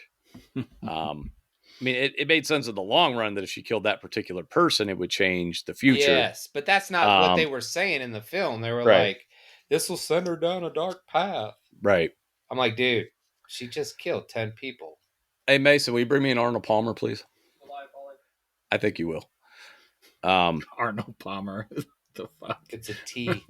Yeah. What? Evidently, a lot of Ohioans. Just like, I wasn't expecting you to say that. Because I was like, maybe water or Coke. Dude, Mom and Palmy. During the pandemic, when I was ordering food for mom and dad, on whatever that home delivery shit is. Yeah. They were like, Mom's like, I just said I call her and I take her order over the phone because there was no way I was going to do it any other way. So she's like, yeah, I want, get us a 12-pack of Arnold Palmer. And I'm like, what the hell are you talking about? I guess it's a tea. Everybody drinks up there. It's half tea, half lemonade. That's what it is. Yeah. It's been around for a while. I used to make alcoholic versions with, there was a sweet tea, or there was a Jeremiah Weed sweet tea liquor. And I'd use lemonade and liquor, tea flavored liquor, and drink that. That was kind of tasty. I was at one of my accounts today. I was talking to my wife on the phone, and I was trying to get the check from the guy so I could get out of there. And he starts pointing at my head, and I'm like, well, "What's up, man?" He's like, why don't you have this? Why don't you have this? I was like, what, my hat? I was like, I'm sorry, I forgot my hat today. He's like, no, why don't you have this? And he pointed to his head. And he's talking about, I guess he got hair plucked or something. So he's pointing at my bald head and he's like, why do you not have this? And like, I'm like, Kristen's just hearing this the whole time, this conversation, and I'm just laughing. And like, the only thing I could think of, I'm like, well, first off, it looks like I shaved my nuts and then glued my pubic hair to your head. That's why I'm not fucking having that shit on my head. But he was like, and then he was telling me like how much it costs. He's like, you keep going back and they give you more hair. I was like, okay, Jesus man. Christ. I was like, I'm out of here. I was like, thanks. Give me the check. I'm gone. So now I'm all self-conscious. So I wore a hat. Yeah, so you got a hat on now. Yeah, I wore. You're like Scott Pilgrim. Like, as soon as somebody mentions Scott Pilgrim's hair, he instantly has a hat on. Yeah. All right, so we got to figure out next week and the following week how we're gonna do this. So do you want to read the comic book first and then watch the movie, or? Well, I don't know that I'm not going to stick to that format where the comic always ties in with the movie. Just because if we're not going to discuss them at the same time, um, I've discovered that by holding off on the Wolverine thing, I don't know. It's not good. Yeah, It doesn't make for great conversation if you can't contrast and compare them at the same time, basically, and you end up rehashing stuff you've already discussed. Yeah, I agree. So I'm going to break off and pick a comic and pick a movie that have nothing to do with each other for now. And so do you want to do the comic next week or do you want to do a movie next week? Comic. All right. Steve says comic. So the comic I have selected is Astonishing X-Men. I don't think we've read an X-Men comic. Well, fuck. That's what I wanted to ask you. In this last Wolverine that we read, when they're having the wedding, he invites his friends, which are X-Men, to the wedding. Yeah. And they talk about something happening between Rogue and Carol Danvers. Yes. And that completely separated Rogue and Wolverine. Like he wouldn't talk to her. So what happened? My understanding, and you'll have to look this up, but that's how Rogue got her powers of flight is by touching Carol Danvers. Okay. She got permanent super strength and permanent flight, and I think it killed her in the process. But I'm not sure. I assume that's what. I don't know if she died because characters die and come back all the time. I didn't get that she died in the comic, but okay. I'm not she sure. She might not have. I don't know. Yeah, but it was like iffy. Like I think she could have been dead, but the way I read it, I didn't think she was. Or maybe she was just like horribly, comatose or whatever. They didn't say for sure. The one thing I've always known about Rogue is that's how she got her powers, because she absorbs powers, but for whatever reason, I don't know if she held on to her too long. She got her super strength and her flight, and that's why she has those abilities at all times. Okay. So, well, she had that ability in the cartoon, and we got to see Storm get her mohawk, her iconic mohawk, in this story. That was kind of cool. I never knew the issue that she did that. Okay. She was going through some changes, and she went and she did what chicks do, and she cut her bangs, basically. Yeah. And what's up with Scott's? He's trying to date this woman that looked just like Jean Grey or something. Okay, so yeah, Madeline Pryor. Oh man, so I don't even know that story. I think she's a clone of Jean Grey or something. And then Madeline Pryor and Scott Summers, though, they're actually Cable's parents. Yeah, I remember that name when we were reading that Cable issue. Yeah, but like at the wedding, he brings the girl, and every time they see Madeline Pryor, they're like, "Jesus Christ, let's get out of here! She's gonna kill us all." Right, because of the Dark Phoenix thing. But she's actually a clone, and I think she eventually goes bad too. But again, I'm not sure. Listener, feel free to comment on our Facebook page and let me know how wrong I am, because I don't actually know. Because I never read those storylines. So, yes, we have listeners, Rob. I know. I don't know why you're always so surprised to hear this. Well, if you were on social media, you would see that. You would see the interaction. We did what happened? Have listeners until the Singing in the Rain episode. So Rob's like, fuck your demographic, motherfucker. I've done it. I did it. We're out. I am glad you said X-Men, because like there is so much that I don't know anything about the X-Men. And there multiple times in that Wolverine comic, I had so many questions, and I was like, well, I don't Google things, so I'll just ask Shawn. But yeah, if you Google, I bet you they'll have much more accurate answers for you. Yeah. Than my best guesses. I kind of like finding stuff out too. So I'm picking, it's called Astonishing X-Men issues 1 through 6. It's written by Joss Whedon. We're going to check that out. Joss Whedon. Yes. And interesting. Because I have kind of instead of a movie pick, I'm actually going to pick a TV show that I want you to watch the first 4 episodes of. So I'm going to assign this homework early to give you time. A TV show. A TV show. What? First 4 episodes of Cobra Kai is what we are watching. Jesus. For the next. Did you finish this? You've done it. Dude, you're a Cobra Kai fan now, man. I fucking love Cobra Kai. I have turned a corner. I went from thinking this show was cheesy. Well, it is cheesy, but it's fucking entertaining as fuck. He just there's almost no. there's almost no wasted episodes. Like hardly. There's like one filler episode that I really hate. But just watch the first 4 episodes. I don't think it closes any storylines, but it'll give you the flavor of the show. I'd be surprised if you didn't continue watching. You know who else is a fan of Cobra Kai? Everybody in my fucking house now. Maggie has watched the whole thing almost twice. She's almost done with her second viewing because she likes it too. Logan is still, we just started the last season. Mason doesn't really watch it, but when he comes out here, he'll watch it for a little bit and he enjoys it. But Maggie and Logan are fully on board. Incredibly solid. This is a show I thought was so stupid in concept when I first heard about it. That I was just like, okay, that's. Are you that's sure you don't like musicals? Dude, like you gotta watch this show. Okay, you gotta watch this show. You haven't even seen anything about the show. So is it better you can't say shit. Is it better? I've seen musicals. Is it better than Boba Fett? Yeah. Yes. Like, is it better than? I've rewatched this. Is it better than Peacemaker? I saw the. No, it's not better than Peacemaker. I saw the trailer last week, and it was.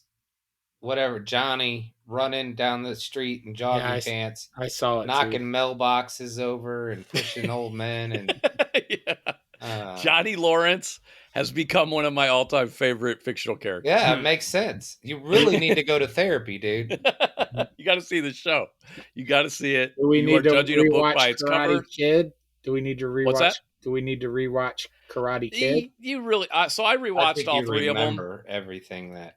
They do a lot of flashbacks to catch you up. So I would say no, because I rewatched all 3 of them. They're not good. Those are bad movies. They're boring as fuck. Even in the karate's terrible in them. I don't like.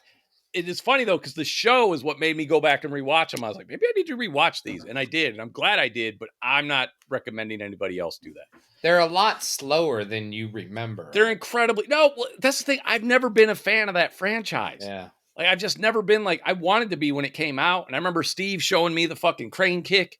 And I thought it was awesome because I didn't know any better. And back when I could do the crane kick. Those were the times. Right. And by the time I saw the first movie, all 3 of them were out. And I liked it, but it wasn't anything I felt compelled to watch again, even as a kid, even as like a 12-year-old kid. And they're not great movies. They're just not. But the show is fucking fantastically entertaining.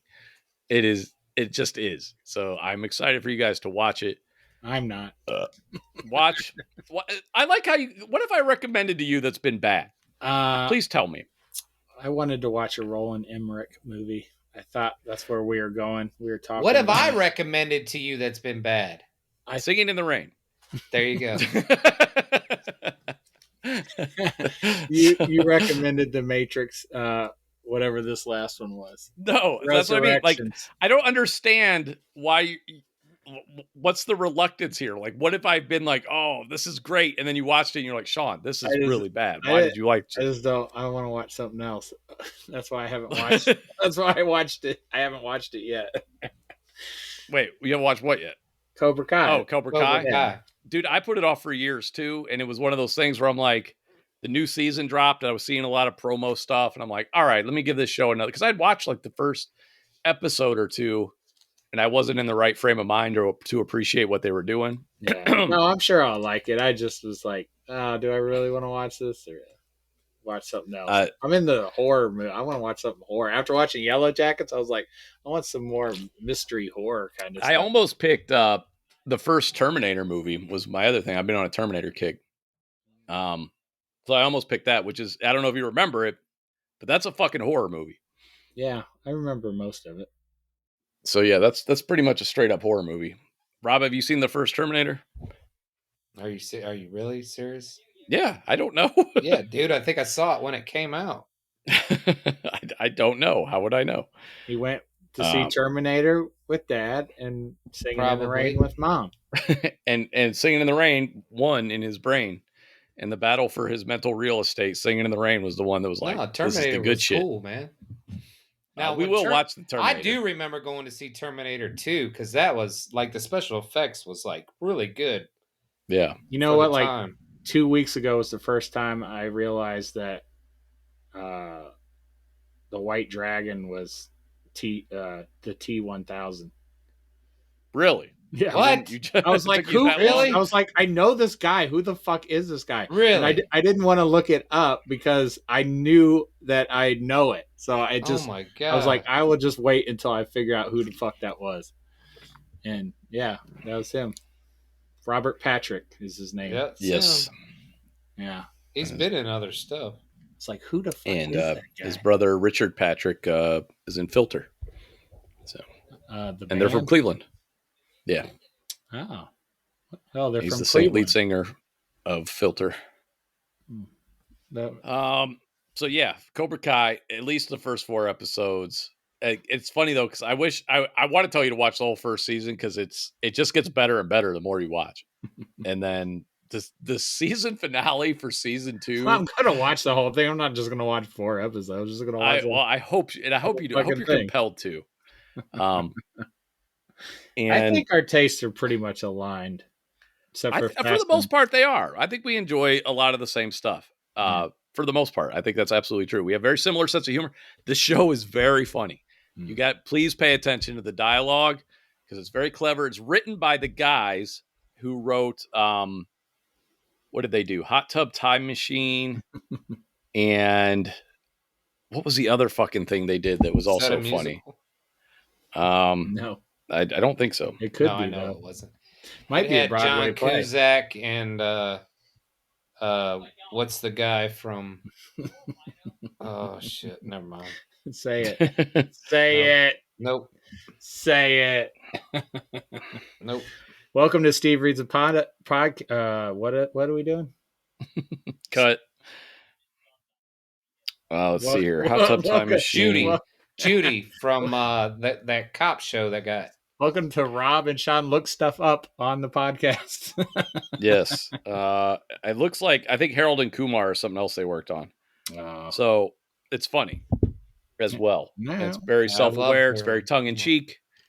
But it's also has drama too. It's a mishmash of genres, and I found it very entertaining. And I just absolutely adore Johnny Lawrence now. I thought I was going to be able to pick this week. Like you just bypassed. Yeah, that's what you thought. Like, yeah, Rob fucked that up for you. So Rob ruined that. It's going to take me some recovery time. When's Rob allowed to pick again? See, we'll circle back around.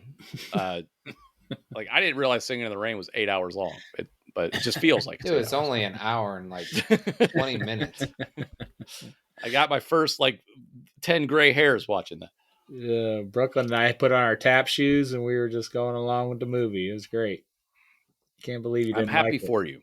Just like I said, there's just no in for me with musicals. Just like there's no in for you guys with metal. Like when you were talking about metal earlier, and you just don't get it, right? Nah, I mean, dude, it wasn't horrible. It's just not what It's not for you. Yeah, that's what I mean. There's no in for you. Yeah, but you're like, this is horrible. Like I can't do it. Yeah, you're I said there's no in for me. I don't know what else I'm supposed to say.